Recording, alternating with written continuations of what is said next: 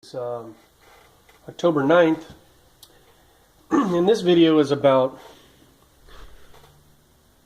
a brake light switch.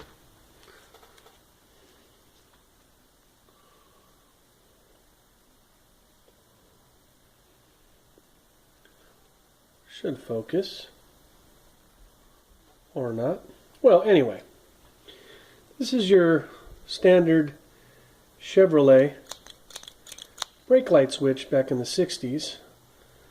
I don't know when it was discontinued, at least this particular one, but probably early 70s. Two-prong. Anyway,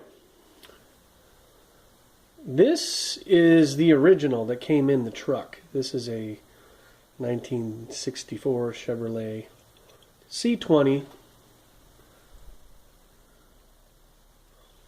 that I'm taking it out of. C10 is basically the same thing. So what's nice about this switch, this old switch, is it's fixable. So I took this out, I did a conductivity test to it, and the switch was not working. So I could have gone down to the auto parts and bought me a new part, but those are cheaply made, and I thought, well, let's see if I can get this thing to work. So what I did was I took a flathead screwdriver. You see the edge here, there's a notch, or actually it's an indentation right here. There's one also here. There's another one here, and then there's a fourth one here. These are actually, I've actually opened it up and already serviced this thing, but I'm going to go ahead and open it up so you can see what it looks like. And the reason why I'm going to do this is because this metal here, it's very durable. I thought that it would be so pliable and brittle that maybe I wouldn't be able to do it more than one time, but after putting it back together, I realized that this is fairly durable. So I'm going to go ahead and take this apart, and it's not going to be the best filming of this, but what I do is I use the corner of the flathead right in the middle of the indentation to lift it.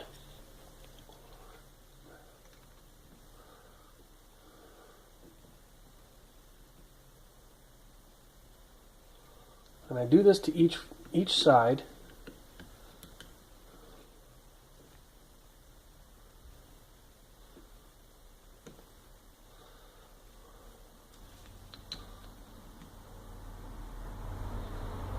Now initially when you do this, I know this is a poor video on taking this apart, but you understand what I'm doing on the casing here. I'm just opening up that lip, and it fell right out. So let me pick that up, and of course it's going to fall across the room, or you have to dig up underneath something to get it. So I'm going to show you what it looks like.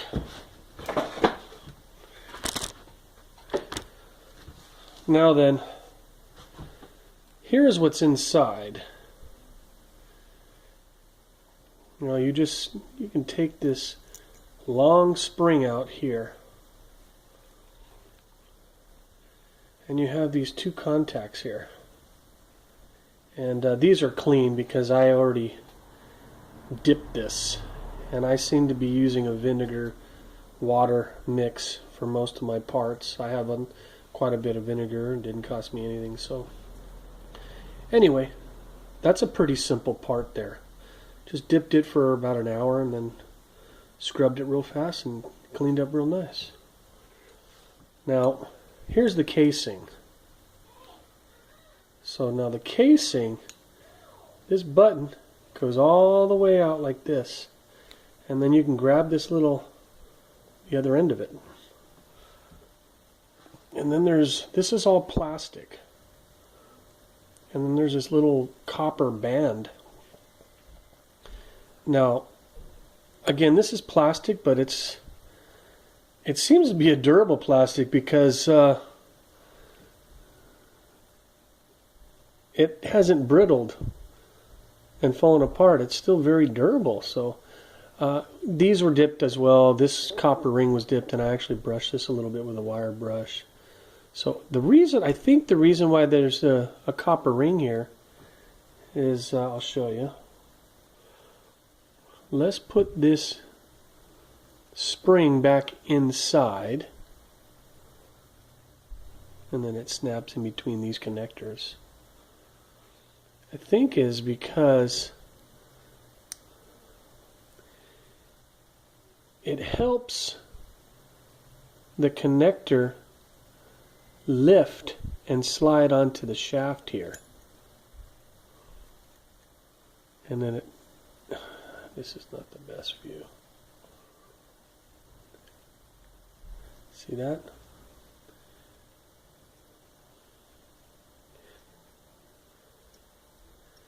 It's actually in contact with that copper ring. There we go.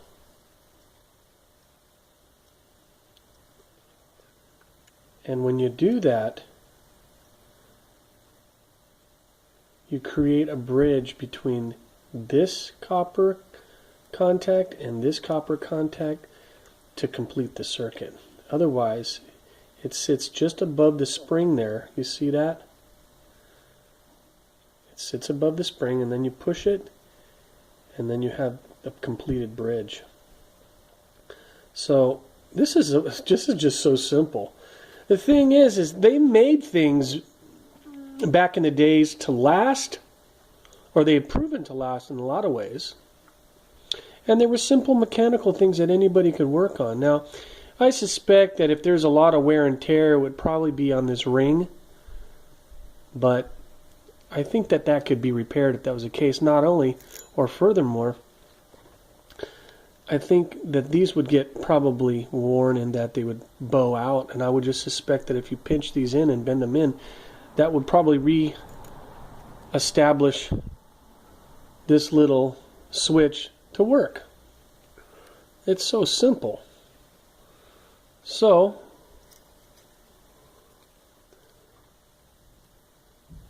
that's how it sits normally, and that's contact. Now, in actuality, it's in contact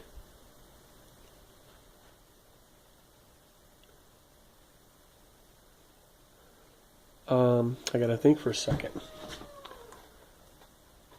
When I'm not stepping on the pedal, this is pushed in. When I'm not stepping on the brake pedal, it's pushed in, so there's contact. And as soon as